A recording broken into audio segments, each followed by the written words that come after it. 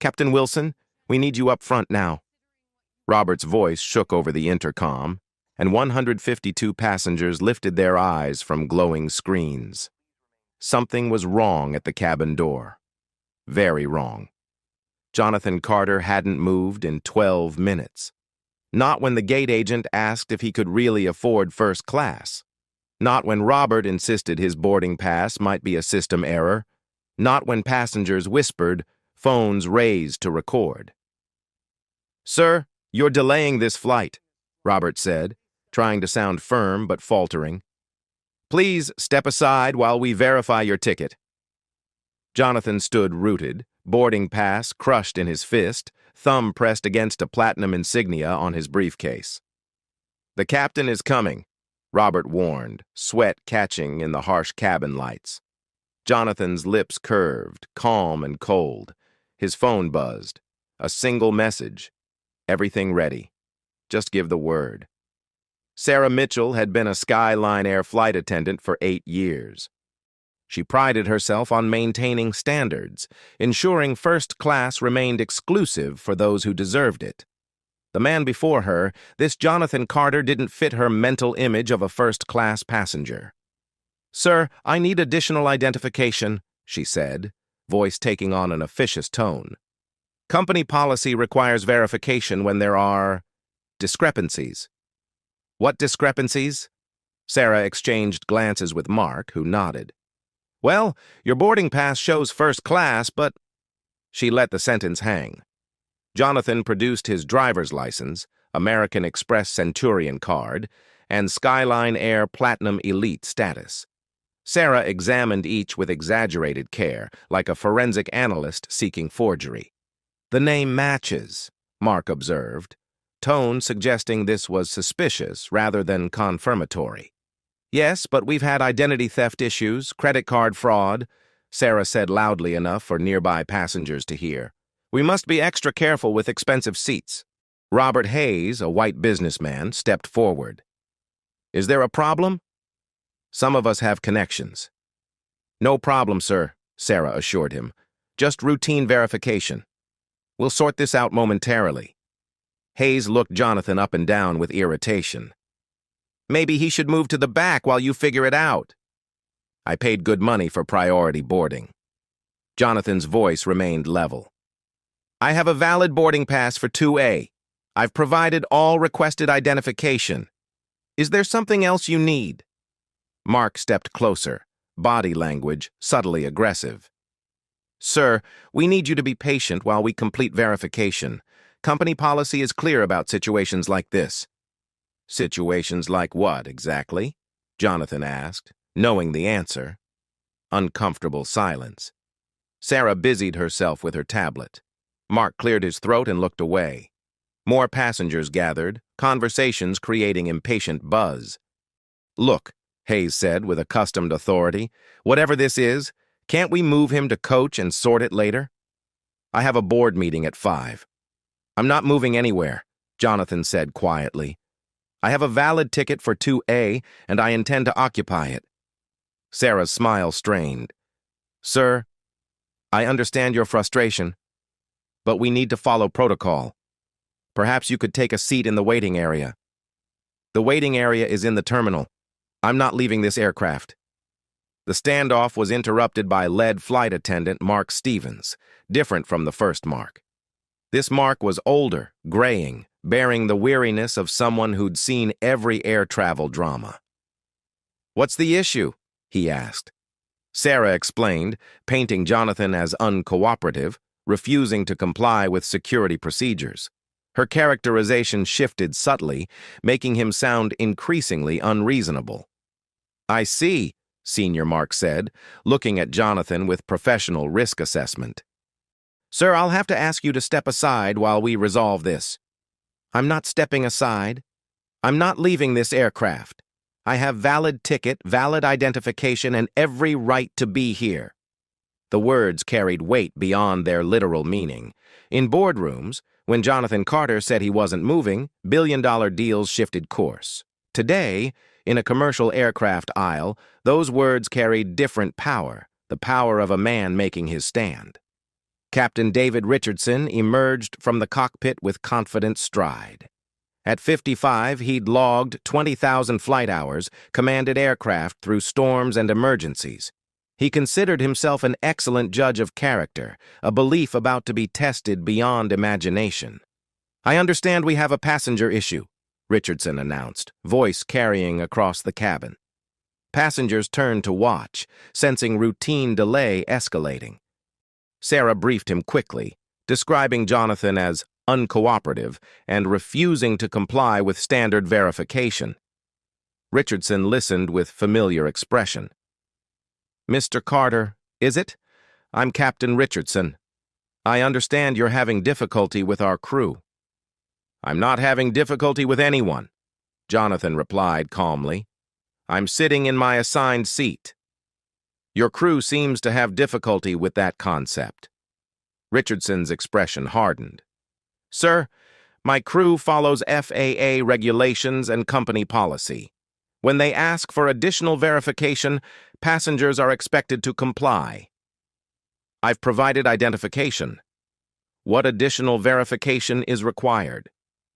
"That's not your decision," Richardson said, voice taking on his authority tone. "This is my aircraft. The safety and security of all passengers is my responsibility. If my crew believes additional verification is necessary, that's what we'll do." Murmurs ran through the growing crowd. Some checked phones, others craned necks for better views.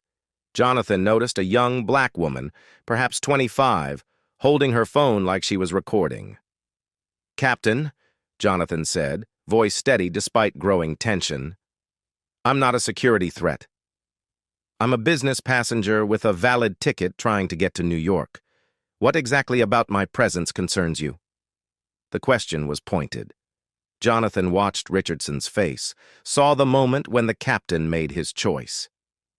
"Frankly, Mr. Carter, passengers who refuse to cooperate concern me. Passengers who argue with security procedures concern me. And passengers who think they can dictate policy on my aircraft concern me very much." "I see," Jonathan said quietly. He reached for his phone, scrolling to Executive Office. "What are you doing?" Richardson demanded. "Making a phone call.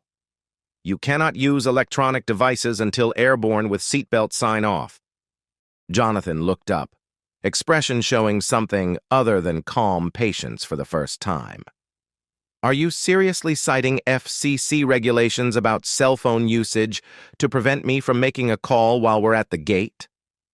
The question highlighted Richardson's position's absurdity. Several passengers chuckled. Richardson's face reddened. "Sir, I'm asking you one more time to comply with crew instructions and step aside while we resolve this. And I'm telling you one more time that I'm not moving from my assigned seat." The standoff had reached impasse. Richardson glanced at his watch, 12 minutes behind schedule. He felt the weight of 173 passengers' expectations, corporate efficiency pressure, crew scrutiny. "Mr. Carter," he said with conversation-ending finality, "I'm ordering you to deplane this aircraft. You can work out ticketing issues with the gate agent." "On what grounds?" "Failure to comply with crew instructions. Disruptive behavior. Take your pick." Oh. Jonathan felt the moment crystallizing. In corporate negotiations, there were similar points where positions became fixed and only one question remained. Who would blink first? He'd built his career on not blinking. "Captain Richardson," he said, voice carrying across the now silent cabin, "I want to be clear about what's happening. You're asking me to leave not because I've violated regulations, not because I've threatened safety, but because your crew is uncomfortable with a black passenger in first class and you've chosen to support their discomfort rather than confront it." The words fell into the cabin with immediate impact, creating shock and recognition. Some passengers shifted uncomfortably. Others nodded in understanding. The young woman with the phone stepped closer, clearly recording. Richardson's face went from red to purple. "Mr. Carter, You're now being removed for making false accusations against my crew and disrupting this flight's peace and safety. I'm not making false accusations. I'm making accurate observations. Security! Richardson called toward the jet bridge. We need assistance removing a disruptive passenger. 2 airport security officers appeared at the aircraft door. They wore the bored expressions of professionals who dealt with unruly passengers regularly, but their demeanor shifted seeing a well-dressed black businessman surrounded by agitated crew and watching passengers. "What's the situation?" the first officer asked. "Passenger refusing to deplane," Richardson said quickly. "Disruptive behavior. Failure to comply with crew instructions." The officer looked at Jonathan, taking in his appearance, calm demeanor, expensive briefcase. "Sir, what's your side?" "I boarded with a valid boarding pass for 2A, Jonathan said. "I provided identification when requested. I've made no threats, used no profanity, committed no violent acts. The crew asked me to leave, and I've declined." "Why are they asking you to leave?" "Excellent question," Jonathan replied. Perhaps Captain Richardson could answer it. All eyes turned to Richardson, who suddenly had to explain why an apparently calm, well-dressed passenger needed removal. The answer would define not just the next minutes, but months of investigations, lawsuits, and corporate restructuring. "He's being uncooperative," Richardson said, his position's weakness becoming apparent. The officer frowned. "Uncooperative how?" "He won't follow crew instructions." "What instructions?" Richardson gestured vaguely. "Additional verification procedures." "He provided ID?" "Yes, but then what additional verification do you need?" The question hung like an accusation. Richardson looked to Sarah and Mark for support, but they were suddenly very interested in their tablets. Jonathan watched the exchange with the patience of a man who understood institutional power, who knew that giving people enough rope often resulted in them hanging themselves. He'd learned this in boardrooms and courtrooms, congressional hearings and union negotiations. Authority figures, when challenged, often overreached, exposing the very biases they claimed didn't exist. "Officer," Richardson said, voice taking desperate edge, "this passenger is being disruptive and argumentative. He's making racism accusations against my crew. That behavior cannot be tolerated on commercial aircraft." "I see," the officer said, looking at Jonathan again. "Sir, have you made racism accusations?" "I've made observations about differential treatment," Jonathan replied carefully. "I've noted that I'm being subjected to additional scrutiny not applied to other passengers. I've pointed out that this scrutiny began when I presented a first-class boarding pass while being black. If Captain Richardson interprets those observations as accusations, that suggests he recognizes their truth." The logic was irrefutable, impact immediate. Several passengers nodded in recognition. Others looked uncomfortable, realizing they were witnessing exactly the kind of incident that made national news and destroyed corporate reputations. The young woman stepped forward. "Excuse me," she said, voice carrying clearly. "I'm Maria Johnson, and I've been recording this entire interaction. This gentleman has been nothing but polite and cooperative. He's done nothing wrong except be black in first class." Her words acted like a catalyst, unleashing murmurs and conversations throughout the cabin. Other passengers reached for phones, and suddenly, Richardson faced not just one recording device, but a dozen. "Ma'am, please put your phone away," Richardson ordered. "This is a public space," Maria replied. "I have every right to record what's happening." "You're interfering with crew operations." "I'm documenting discrimination." The word hung like an indictment. Richardson realized this situation was spiraling beyond his control. What started as routine passenger removal was becoming a public relations nightmare. Every word recorded and transmitted to a world increasingly intolerant of exactly this kind of incident. "Everyone needs to put phones away and return to seats," he announced. But his authority was evaporating. Robert Hayes, who'd initially supported removing Jonathan, was now filming. "This is unbelievable," he muttered audibly. "They're really going to throw him off for being black." "That is absolutely not what's happening," Richardson protested, but his protests sounded hollow. Jonathan remained seated in 2A, hands folded, watching the scene unfold with the calm attention of a chess master seeing the endgame develop.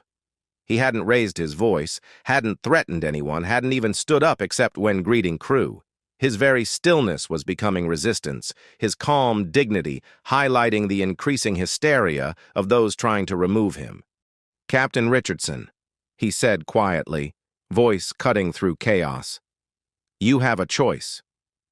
You can continue down this path, which will result in me being dragged off while multiple passengers record and post to social media. Within an hour, Skyline Air will be trending for all the wrong reasons. Stock prices will fall, boycotts will be organized, and executives will be called before Congress to explain why their airline tolerates discrimination." He paused, letting implications sink in. "Alternatively, you can step back, recognize this situation has gotten out of hand, and allow me to occupy the seat I paid for.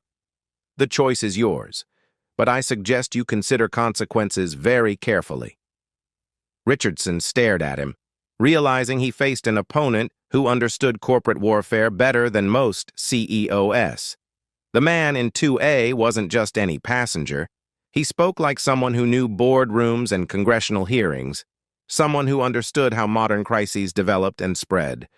"Who are you?" Richardson asked, the question carrying more weight than intended. Jonathan smiled for the first time since boarding. "I'm someone who understands exactly what's happening here and exactly what happens next." The cabin fell silent, except for soft phone camera hums, recording what everyone sensed was a pivotal moment. Richardson felt the weight of 173 passengers' attention, crew scrutiny, and growing certainty that whatever decision he made next would define his career's rest. "Sir," the security officer said to Richardson, "I need you to articulate specific grounds for removing this passenger. Being uncooperative isn't sufficient, especially when he appears completely calm and has violated no regulations." Richardson felt walls closing in. Corporate policy, federal regulations, and public relations concerns pulled him in different directions, but cameras recorded in only one direction toward a reality that would be very difficult to explain in investigation reports and depositions.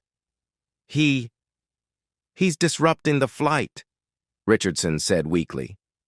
"How?"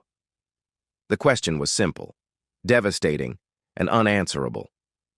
Jonathan Carter sat quietly in 2A, hands folded, expression calm, having committed no act more disruptive than existing while black in first class. In 2 minutes, Richardson's inability to answer would become irrelevant. The Boeing 737-800's PA system crackled with crisp authority that cut through chaos like a blade. "Attention passengers and crew of Flight 447. This is Helen Morrison, Executive Vice President of Operations for Skyline Air. We have been monitoring this situation through real-time cabin surveillance and passenger communications.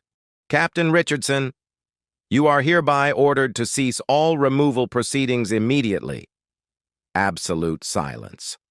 Richardson's face went from purple to ash gray in 3 seconds. Sarah and Mark suddenly found urgent tasks requiring them to look at their feet. "Mr. Jonathan Carter is not to be removed from this aircraft under any circumstances. Mr. Carter, if you can hear this announcement, please know that Skyline Air apologizes for this completely unacceptable treatment." Maria Johnson, still recording, stepped closer to capture Richardson's expression. The captain stood frozen, mouth slightly open as if struck by lightning. "Captain Richardson, you will report to the gate immediately for discussion with company representatives. Flight 447 will be delayed pending resolution of this matter."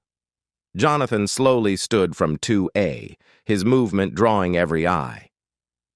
He reached into his jacket and withdrew a small leather credential case, the kind carried by federal agents and senior corporate executives. He opened it deliberately, revealing an ID card with his photograph and the words, Skyline Air, Chairman of the Board and Chief Executive Officer. "My name is Jonathan Carter," he said, voice carrying clearly through the stunned cabin. "I am Chairman of the Board and Chief Executive Officer of Skyline Air. I am also, as you observed, a black man who just experienced the kind of discrimination that no passenger on any airline should ever face." Profound silence, broken only by soft phone cameras and Robert Hayes whispering, "Oh my God." Richardson stared at the ID card like it might combust. Sarah had gone completely pale. Mark gripped his tablet so tightly his knuckles turned white. "Captain Richardson," Jonathan continued, voice calm but carrying new authority layers, "you just spent 15 minutes trying to remove the owner of this airline from his own aircraft. Your crew subjected me to additional scrutiny not applied to other passengers, questioned my right to occupy a seat I purchased, and created a hostile environment recorded by multiple witnesses." He paused, letting the situation's magnitude settle over the cabin. "More importantly, you demonstrated exactly the kind of systemic bias that affects thousands of passengers who don't happen to own the airline they're flying. Your actions today represent not just poor customer service, but violation of Skyline Air's stated commitment to equality and dignity for all passengers." Maria stepped forward, phone still recording. "Mr. Carter, I'm Maria Johnson. I recorded this entire incident. This was clearly discrimination." "Thank you, Miss Johnson," Jonathan replied. "Your recording will be valuable evidence in the investigation that will follow." He turned back to Richardson, who looked like a man watching his career implode in real time. "Captain, you have a choice. You can continue standing there looking shocked, or you can begin explaining how you plan to address what just happened." Richardson's mouth moved soundlessly before he managed to speak. "Mr. Carter, I didn't know." "That's precisely the problem," Jonathan interrupted. "Your treatment of me wasn't based on any assessment of my character, qualifications, or behavior. It was based solely on your crew's preconceptions about who belongs in first class. The fact that I happen to own this airline is irrelevant. The relevant fact is that you would have treated any black passenger exactly the same way." The PA crackled again. "Mr. Carter, this is Helen Morrison. Ground crew is standing by to assist with passenger disembarkation if you wish to address this matter immediately." Jonathan looked around the cabin, taking in faces of 173 passengers who had just witnessed something that would be talked about in corporate boardrooms and civil rights organizations for months. "No, Ms. Morrison. We're going to proceed with this flight, but Captain Richardson will not be operating this aircraft." Richardson's face went through several color changes before settling on sickly green. "Sir, my career?" "Your career is a matter we'll discuss extensively," Jonathan replied, "but not here and not now." Two men in Skyline Air management uniforms appeared at the aircraft door, moving with efficient urgency of corporate crisis managers. They approached Richardson with professional courtesy that barely concealed underlying steel. "Captain Richardson, you're needed in the operations center immediately," one said. As Richardson was escorted off, Jonathan turned to Sarah and Mark. "Ms. Mitchell, Mr. Stevens, you're both suspended pending investigation. Please gather your personal items and deplane." Sarah's composure finally cracked. "Mr. Carter, please, I have a family. I need this job." "You should have considered that before you decided to make my race more relevant than my boarding pass," Jonathan replied, not unkindly but with unmistakable finality. As crew members gathered belongings, replacement personnel appeared with remarkable speed testament to Skyline Air's operational efficiency when properly motivated. Jonathan sat back down in 2A, which somehow felt different now that his identity was known. Other passengers stole glances at him, some with embarrassment, others with newfound respect, all with recognition that they'd just witnessed something unprecedented. Robert Hayes approached cautiously. "Mr. Carter, I owe you an apology. I was completely out of line earlier." "Yes, you were," Jonathan agreed. "But you recognized it and changed course. That matters." Hayes nodded and returned to his seat, immediately beginning to delete social media posts he'd made complaining about flight delays. Maria remained standing, phone still recording. "Mr. Carter, what happens now?" Jonathan looked at her thoughtfully. "Now we fly to New York. Then we figure out how to ensure this never happens to anyone else." The new captain's voice came over the intercom with professional calm. "Ladies and gentlemen, this is Captain Jennifer Walsh. We apologize for the delay and any inconvenience. We'll be departing shortly for LaGuardia with an estimated flight time of 2 hours and 15 minutes. As the aircraft pushed back from the gate, Jonathan reflected on the past 23 minutes. He had boarded as a passenger and been treated as a suspect. He experienced firsthand the discrimination that affected countless travelers who lacked his resources and authority. Jonathan knew that revealing his corporate power had been necessary to secure basic dignity that should have been afforded to any passenger regardless of position or race. But the larger lesson was about institutional change. The crew's behavior wasn't aberrant. It was systematic. It reflected training, policies, and cultural assumptions that permeated not just Skyline Air, but the entire industry. Real change would require more than firing employees. It would require rebuilding systems from the ground up. As the aircraft lifted off, carrying not just 173 passengers, but a story that would reshape how an industry thought about equality, dignity, and justice, Jonathan opened his laptop and began drafting the memo that would transform Skyline Air's training protocols, hiring practices, and corporate culture. The consequences for those who had discriminated against him would be swift and decisive, but that was just the beginning. Captain David Richardson sat in Conference Room C of Skyline Air's Atlanta Operations Center, facing a panel of executives. His pilot's license lay on the table next to incident reports and social media posts with over 50,000 views. "David," said Regional Operations Director Michael Brooks, "in 28 years with this company, I've never seen anything like this." Richardson shifted uncomfortably. "I was following company protocol.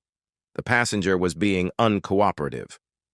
"The passenger," interrupted legal counsel Amanda Torres, "was the chief executive officer of this company, sitting quietly in his assigned seat." "I didn't know that." "That's exactly the problem," Torres continued. "Your treatment of Mr. Carter wasn't based on his behavior, but on your assumptions about who belongs in first class."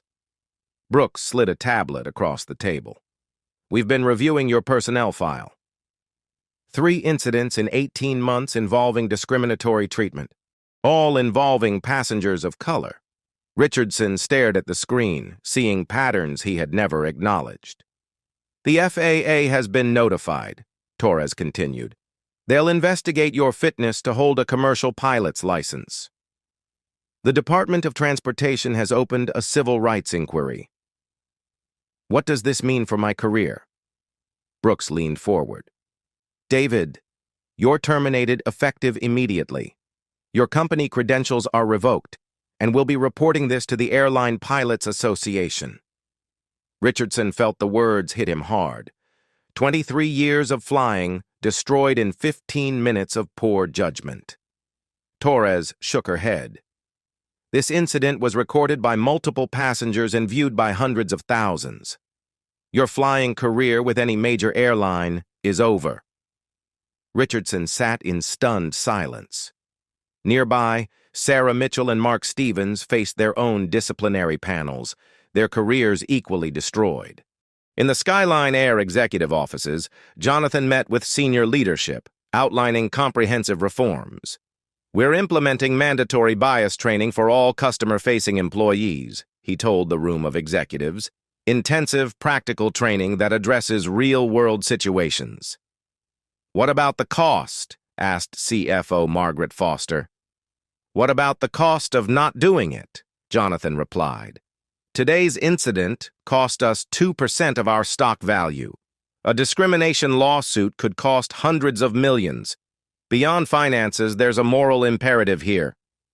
He outlined specific steps: comprehensive bias training within 60 days, a passenger advocacy system, clear consequences for discriminatory behavior, and partnerships with civil rights organizations to develop industry-wide standards. "We're going to fix this problem for everyone, not just Skyline Air," Jonathan concluded. The meeting established timelines and accountability measures that would transform the airline's operations. When it ended, Jonathan called Maria Johnson.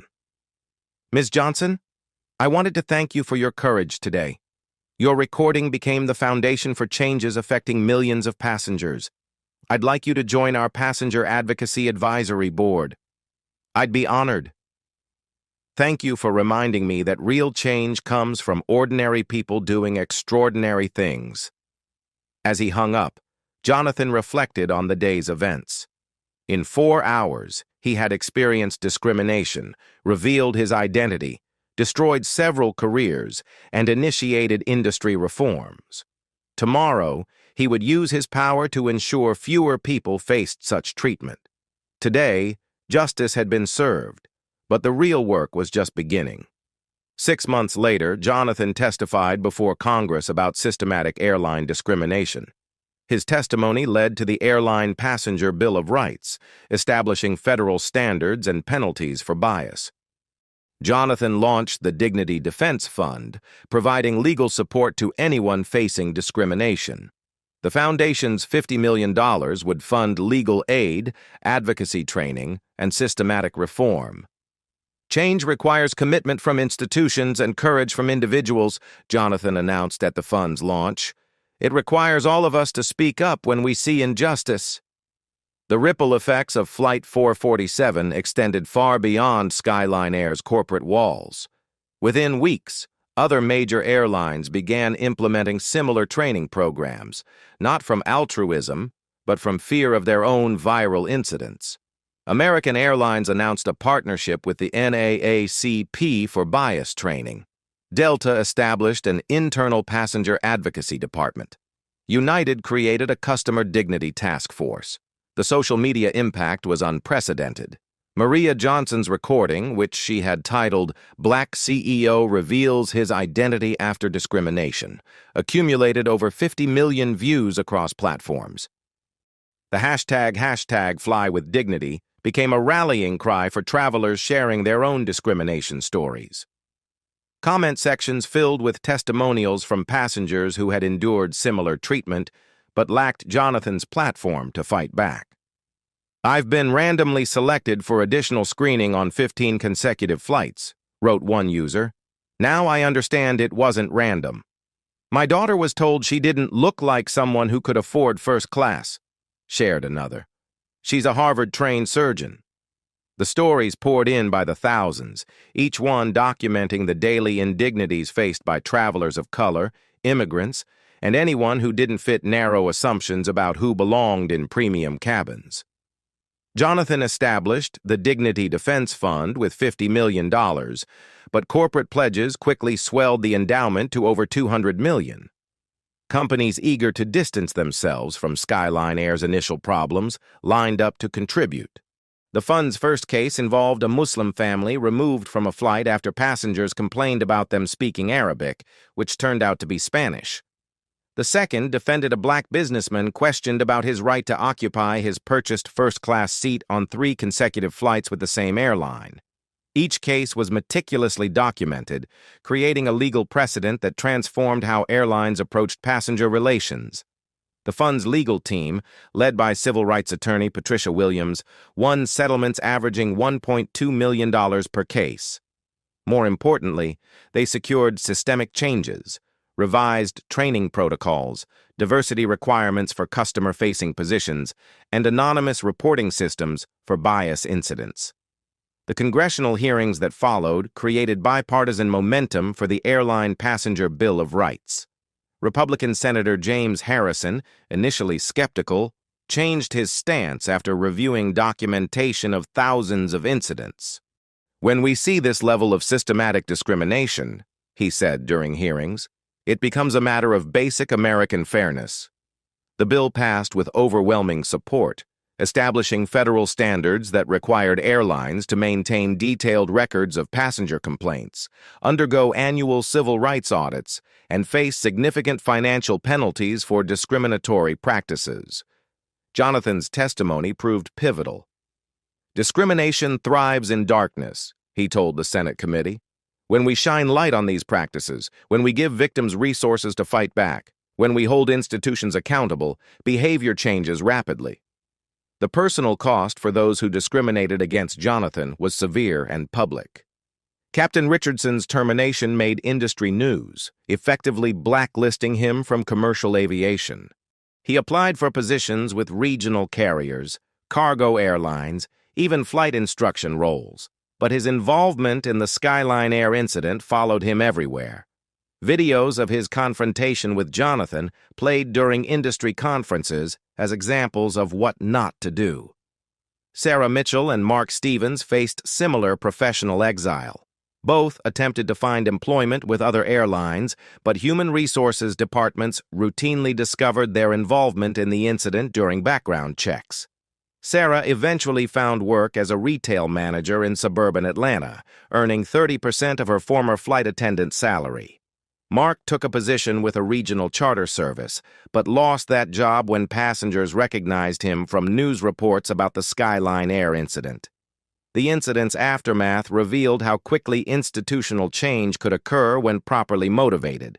Skyline Air's stock price, which initially dropped 2% following the incident, rose 8% over 6 months, as investors recognized the company's proactive approach to addressing systematic bias. Customer satisfaction surveys showed dramatic improvement, particularly among minority passengers who had previously experienced discriminatory treatment. Other airlines that failed to implement similar reforms faced boycotts and social media campaigns. When Delta passengers recorded a similar incident 3 months after Skyline Air's transformation, the resulting backlash cost the company an estimated $40 million in canceled bookings and damaged reputation. The contrast with Skyline Air's response became a business school case study in crisis management and corporate responsibility. Jonathan's personal transformation from victim to advocate inspired similar actions across corporate America.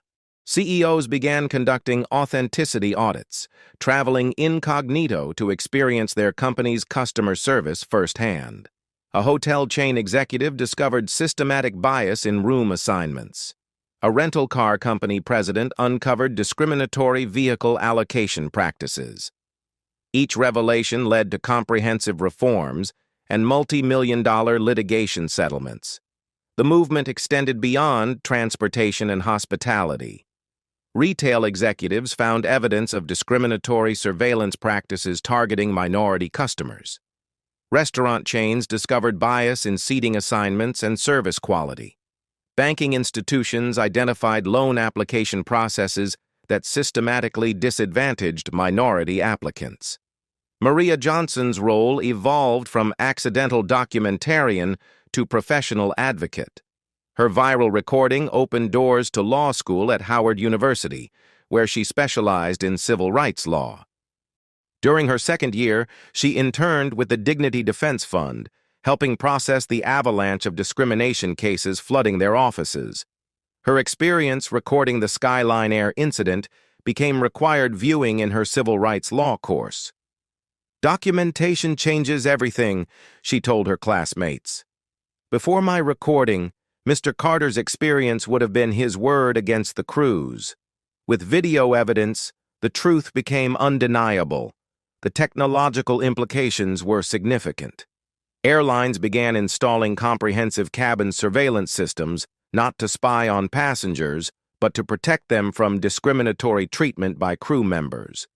The recordings served dual purposes: evidence for passengers filing discrimination complaints and training materials for employee bias recognition programs.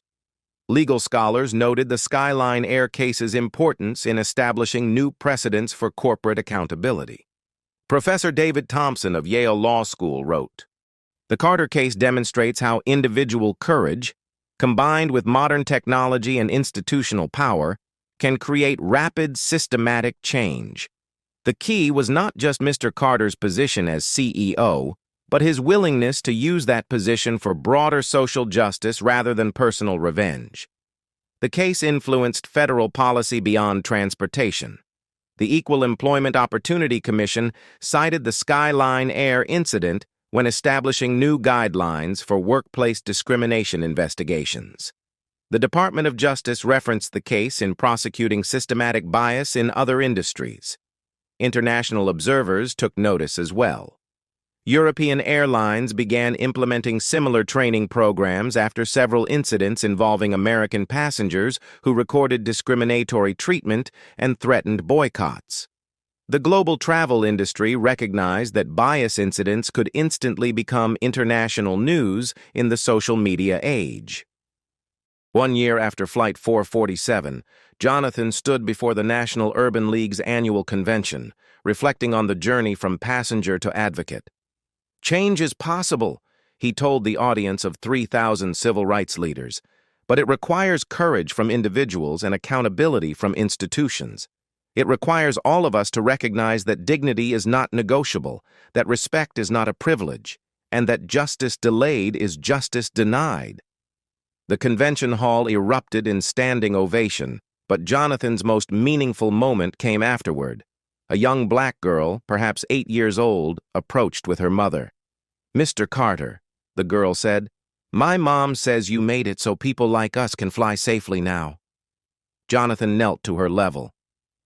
"You were always safe to fly," he said gently. "Now everyone knows it."